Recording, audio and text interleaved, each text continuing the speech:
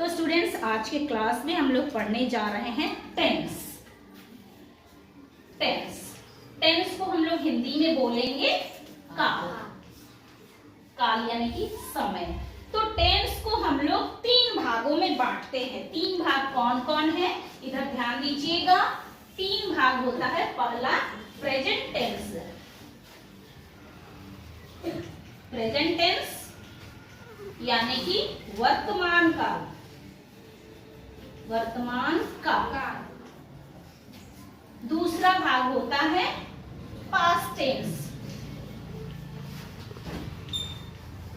यानी भूतकाल। जो काम बीत चुका है उसमें हम लोग कहते हैं भूतकाल। और तीसरा पार्ट है फ्यूचर टेंस।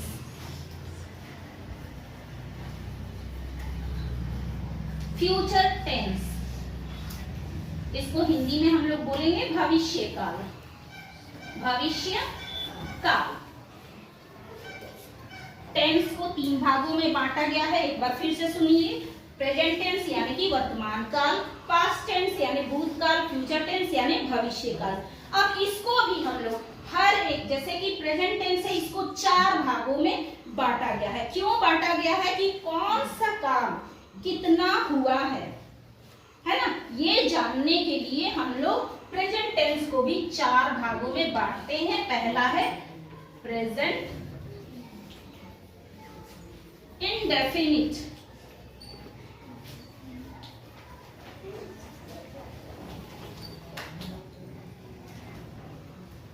दूसरा है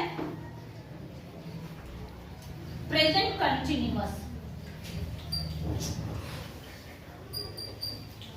तीसरा है प्रेजेंट परफेक्ट। और चौथा है प्रेजेंट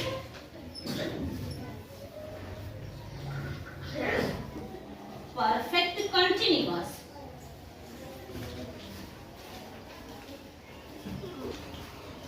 तो ये बताइए, ये जो होता है वो काम को बताता है कि काम कितना हुआ है और कितना नहीं हुआ है, कितना अभी बाकी रह गया है। ये 4। तो प्रेजेंट को हम लोग 4 भागों में बांटते हैं। क्या है? Present indefinite, present continuous tense, present perfect, present perfect continuous. तो क्या हम इसी तरीके से पास्ट टेंस को भी इन 4 भागों में डिवाइड कर सकते हैं? बिल्कुल कर सकते हैं ना। तो इसको भी, पास्ट को भी हम 4 भागों में डिवाइड करेंगे और सेम ही रहेगा। बस क्या यहाँ पे जुड़ेगा? पास्ट। Past indefinite.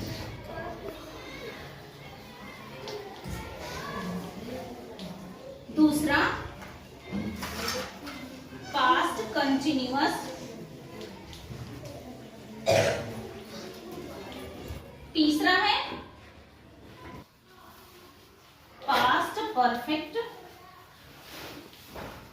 और चौथा है पास्ट परफेक्ट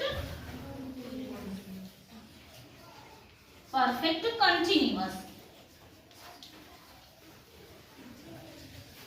सेम इसी तरह से हम लोग फ्यूचर टेंस को भी 4 भागों में डिवाइड करेंगे। पहला है फ्यूचर इंडेफिनिट।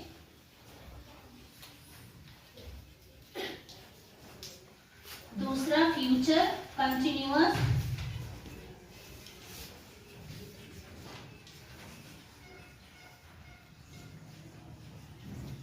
तीसरा फ्यूचर परफेक्ट।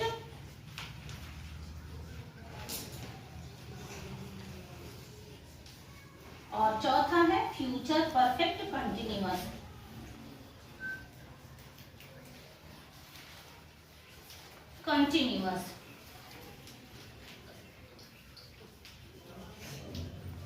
तो यहाँ पे देखिए, हर एक टेंस को, टेंस 3 प्रकार के होते हैं और हर टेंस को हमने 4 पार्ट्स में, 4 भागों में क्यों डिवाइड किया? इसलिए डिवाइड किया है ताकि हमें पता चल सके कि कौन सा काम कितना हो चुका है, कितना हो रहा है और कितना होने वाला है, अभी बाकी रह गया है। तो इसके लिए हम इसको प्रत्येक को 4 भागों में बांट दिए हैं। अब हम लोग सीखेंगे यहाँ पे प्रेजेंट टेंस का पहला पार्ट, प्रेजेंट इंडेफिनिट, राइट।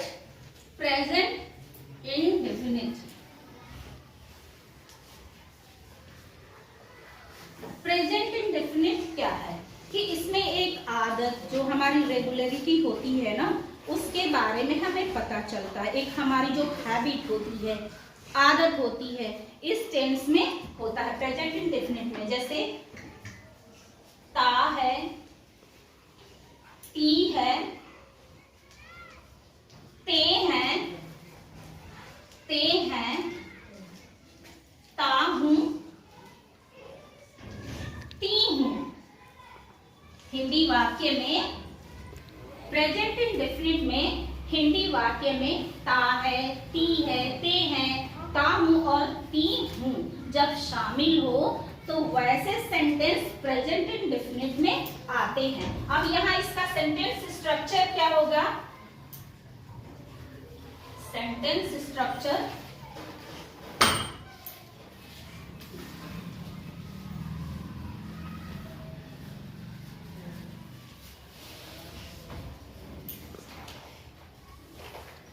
वाक्य संरचना।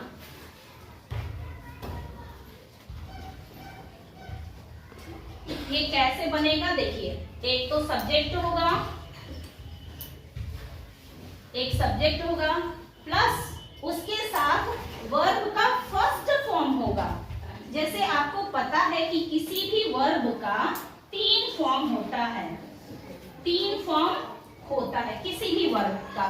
तो इसके लिए मैं एक चार्ट आपको दे दूंगी, आप लोग क्या करेंगे, पूरा वर्ब के तीनों फॉर्म अच्छे से याद कर लेंगे, रट जाएंगे, क्योंकि इसको रटने के अलावा इसको याद करने का और कोई तरीका है ही नहीं। जैसे हम बोलते हैं गो, ठीक, तो गो आएगा फर्स्ट फॉर्म में, सेकंड फॉर्म में आएगा वेंट और थर्ड फॉर्म में आएगा गॉन।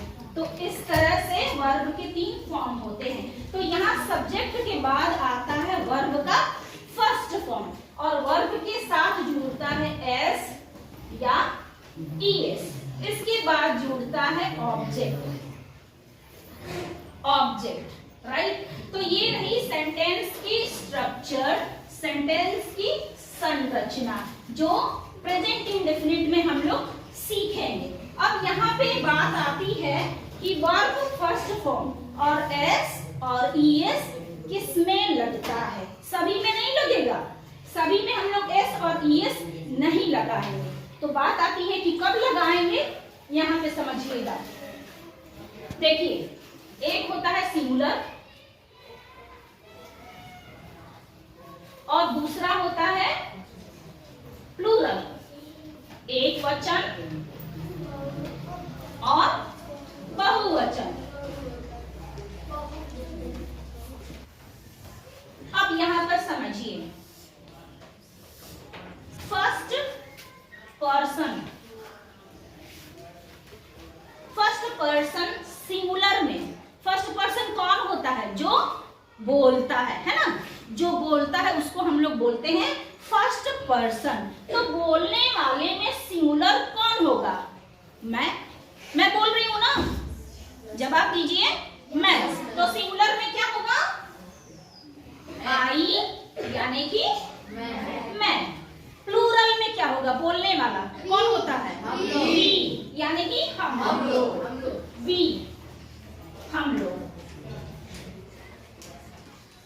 सेकंड पर्सन कौन होता है? सुनने वाला, यानी कि जो सुनता है आपकी बातों को, बोलने वाले की बातों को जो सुनता है वो सेकंड पर्सन होता है। अब बताइए सेकंड पर्सन में सिंगुलर में क्या होएगा? यू होगा, यू यानी तुम। और प्लूरल में क्या हो जाएगा? यू, वेरी गुड, यू यानी तुम लोग। यहाँ सिंगुलर में होगा तुम या यू, तुम या आप, ओके। अब यहाँ पे थर्ड पर्सन की बात आएगी, third person, third person, third person कौन होता है? जिसकी बातें हो रही है, जिसके बारे में हम बातें करते हैं, है ना। तो जिसके बारे में हम बातें करते हैं। अब बताइए सिंगुलर में हम किसके बारे में बात करते हैं? ही के बारे में बात करते हैं शी के बारे में बात करते हैं, इट के बारे में बात करते हैं और कोई नेम के बारे में बातें करते हैं। तो इतना हम बातें करते हैं, थर्ड पर्सन ये वाला तो होता है। और प्लूरल में जिसके बारे में बात करते हैं वो कौन होता है? वे होता है, यानी कि वे लोग। वे यहाँ पर समझिएगा, यहाँ तुम भी होगा, यहाँ आप भी हो सकता है। यहाँ यू का मतलब तुम लोग भी हो सकता है और आप लोग भी हो सकता है, आप लोग भी हो सकता है। दोनों के लिए हम लोग यू ही प्रयोग करते हैं। अब बात यहाँ पे आती है, देखिए जब भी सब्जेक्ट यानी कि कर्ता, काम करने वाला अकेला हो, लेकिन अकेला कैसा?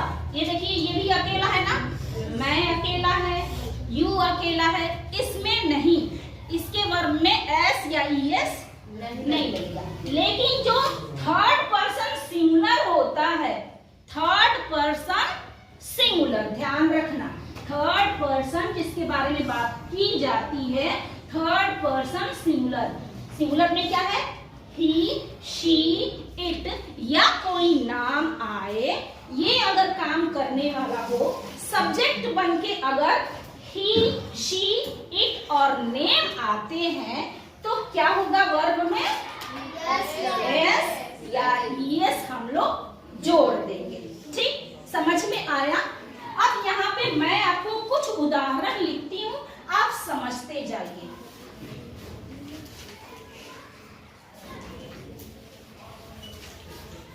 मैं अंग्रेजी पढ़ाती हूँ, यहाँ पे समझिएगा, ती हूँ, ध्यान रहे, ती हूँ, यानी कि कर्ता एक है, अकेला है, लेकिन है क्या? मैं। दूसरा समझिएगा, हम लोग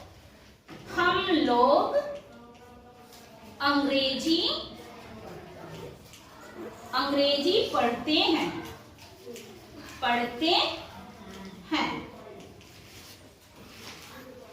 मछली तैरती है, मछली तैरती है। चौथा है, मेंढक कूदता है, मेंढक कूदता है। और लिखवा दूं, पांचवा देखिए, सूरज उगता है, सूरज उगता है। वे खेलते हैं, वे गेंद खेलते हैं, ऐसे लिखिए, वे गेंद खेलते हैं।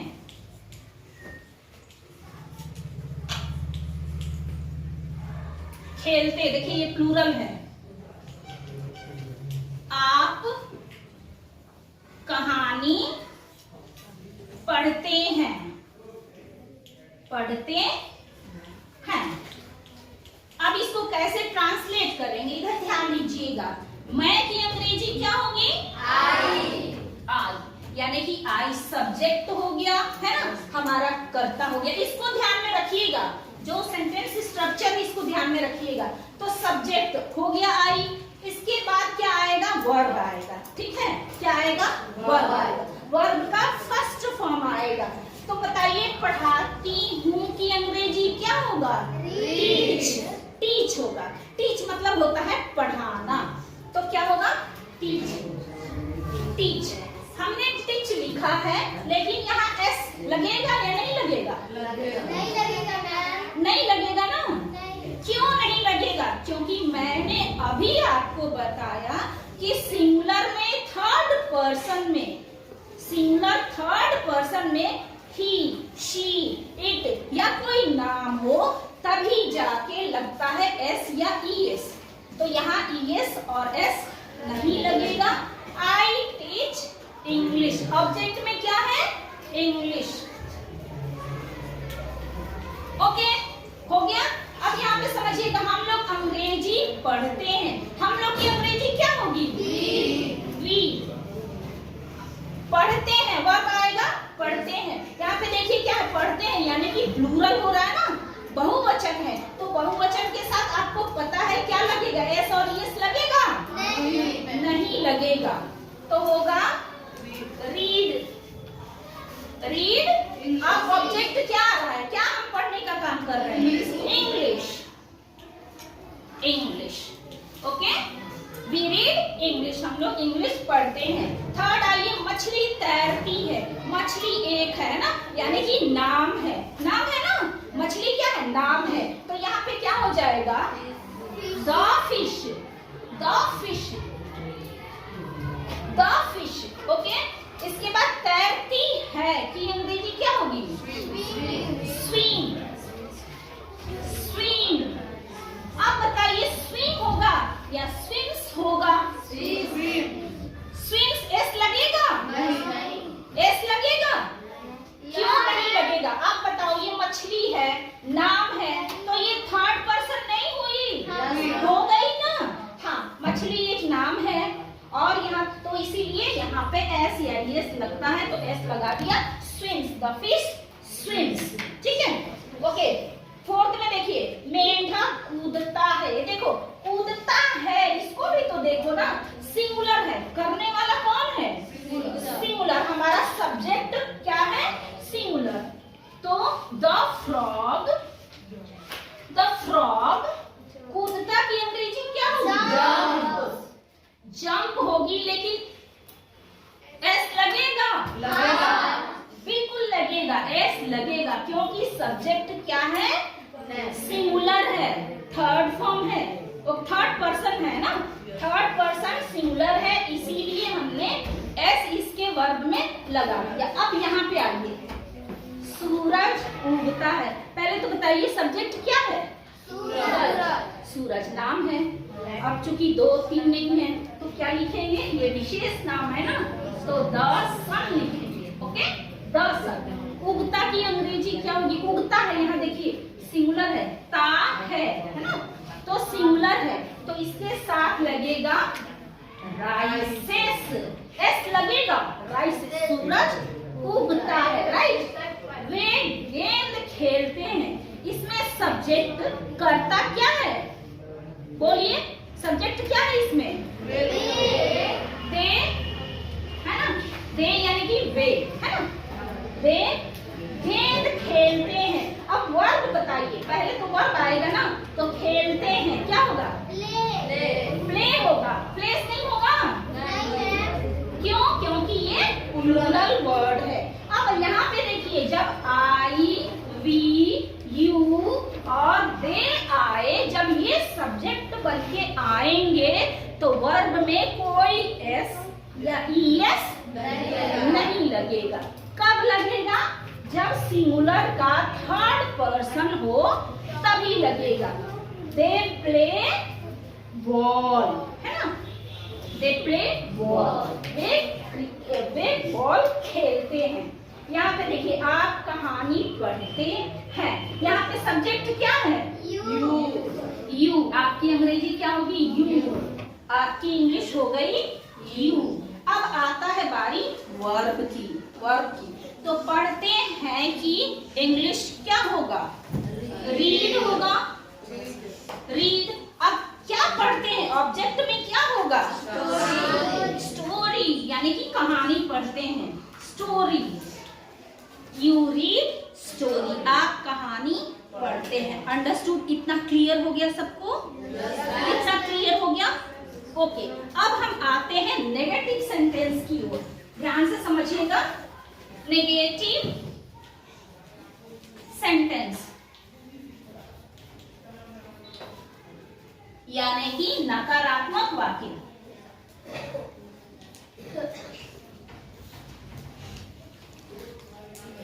जब वाक्य में नहीं का प्रयोग हो, ठीक है, तब वो नकारात्मक वाक्य बन जाता है। अब इसके सेंटेंस स्ट्रक्चर कैसे होंगे, तो पहला होगा सब्जेक्ट, जो है सब्जेक्ट वो सेम टू सेम रहेगा।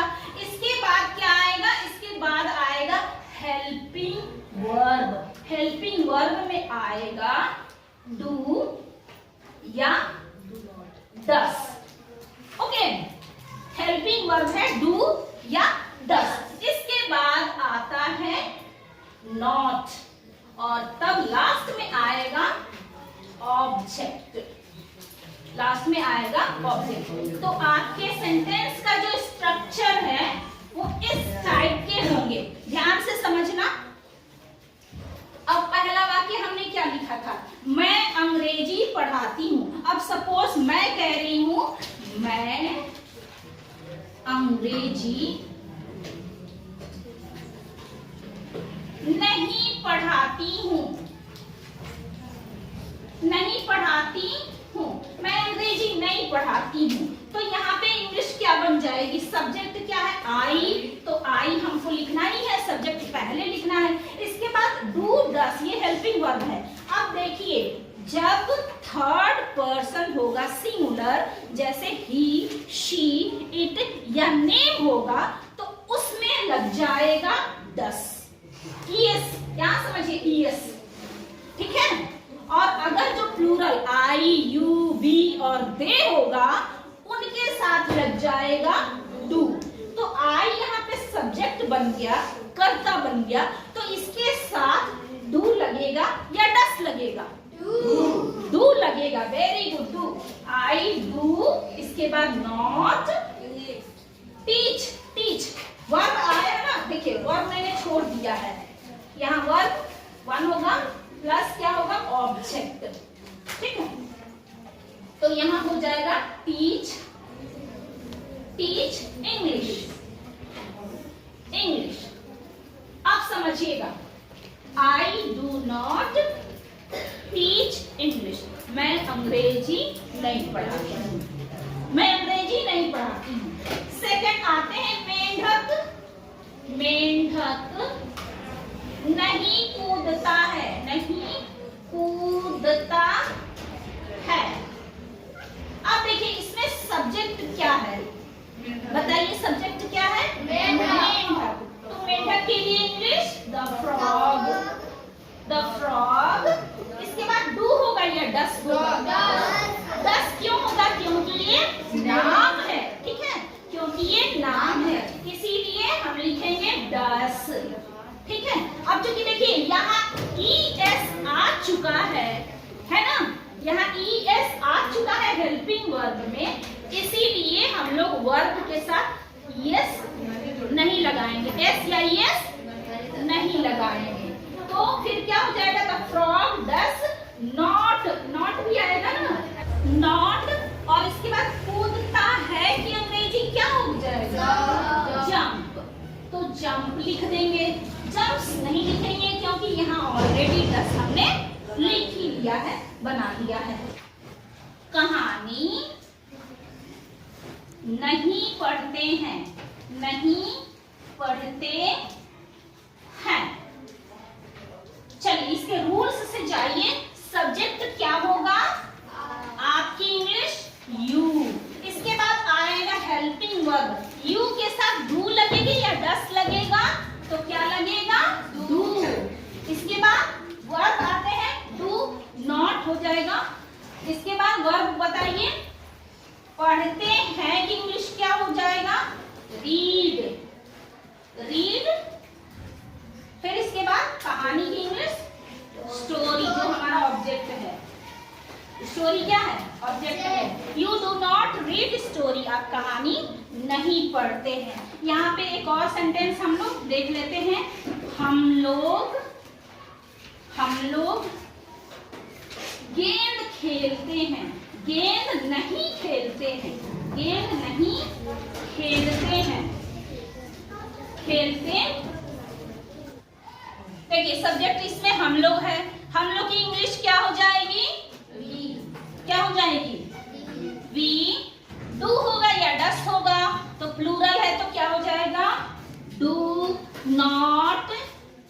और वर्ब में क्या हो जाएगा खेलते हैं यानी कि प्ले, प्ले। और ऑब्जेक्ट में क्या हो जाएगा गेंद, गेंद यानी कि बॉल। चलिए we do not play ball. तो इतना आपको क्लियर हो गया सबको। हाँ, नेगेटिव सेंटेंस में देखिए हमेशा सब्जेक्ट होगा प्लस हेल्पिंग वर्ब डू या डस होगा, फिर नॉट होगा, फिर वर्ब का फर्स्ट फॉर्म और लास्ट में ऑब्जेक्ट हम लोग लिख लेते हैं। इतना क्लियर है।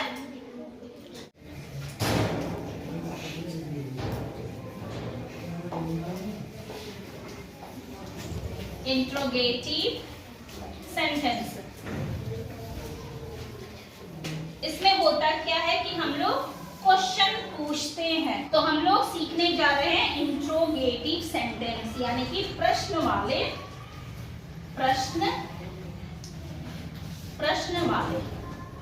वाक्य। ठीक है, प्रश्न वाले वाक्य। इसके सेंटेंस स्ट्रक्चर क्या होंगे?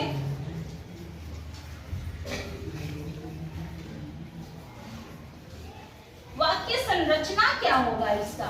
देखिए यहाँ पे सेंटेंस स्ट्रक्चर यानी कि वाक्य संरचना। वाक्य संरचना में सबसे पहले आता है हेल्पिंग वर्ब, यानी कि डू या फिर डस आएगा। फिर इसके बाद आएगा सब्जेक्ट यानी कि कर्ता, जो काम करता है वो आएगा। इसके बाद आएगा वर्ब का फर्स्ट फॉर्म और फिर आएगा ऑब्जेक्ट। तो ये रही आपके सेंटेंस स्ट्रक्चर्स के रूल्स। अब यहां से हम शुरू करते हैं। पहला वाक्य देखिए, क्या मेंढक कूदता है? कूदता है, यहाँ पे आपसे सवाल पूछा जा रहा है, तो आप क्या लिखोगे? डस, डू होगा या डस होगा? अब देखिए यहाँ सब्जेक्ट आपको बताना है कि सब्जेक्ट कितना है, एक है या अनेक है? एक है।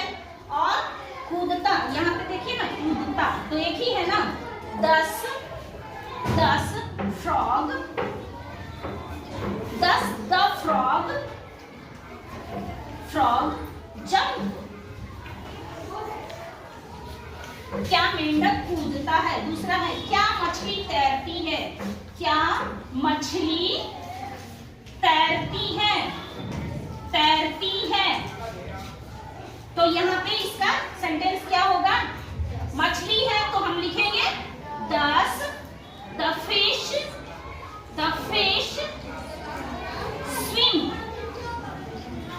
स्विम। ओके, यहाँ पे देखिए नेक्स्ट क्वेश्चन, क्या हम लोग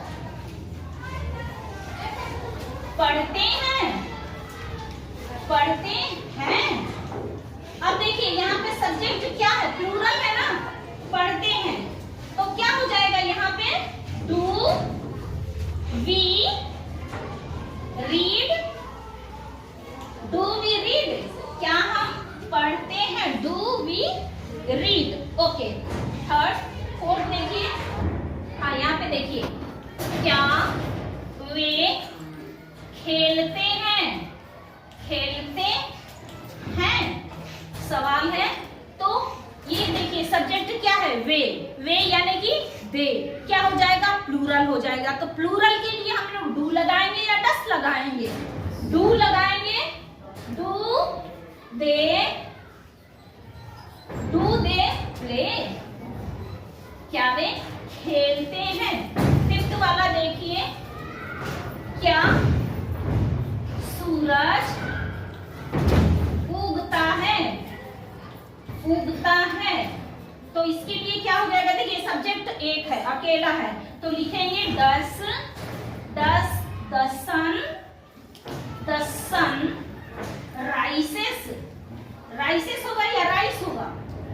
राइस होगा, क्योंकि 10 यहाँ लग चुका है। अब देखिए और भी है, क्या हाथी चिंघाड़ता है? अब हाथी कितना है? एक है, तो लिखेंगे यहाँ डस लिखेंगे। Does the elephant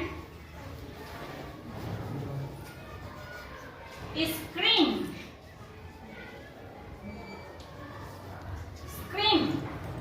does the elephant scream? चिंघाड़ता है। तो इस तरह से बच्चे प्रेजेंट इंडेफिनिट यहाँ पे खत्म होता है। आई होप आपको प्रेजेंट इंडेफिनिट में जो सिंपल सेंटेंस, नेगेटिव सेंटेंस और इंट्रोगेटिव यानी कि प्रश्न वाले वाक्य बनाने अच्छे से आ जाएगा। अब आपको मैं ट्रांसलेशन दूंगी और वो आपको होमवर्क में करके ले आना है। ठीक है, खत्म करें class? Okay okay, thank you.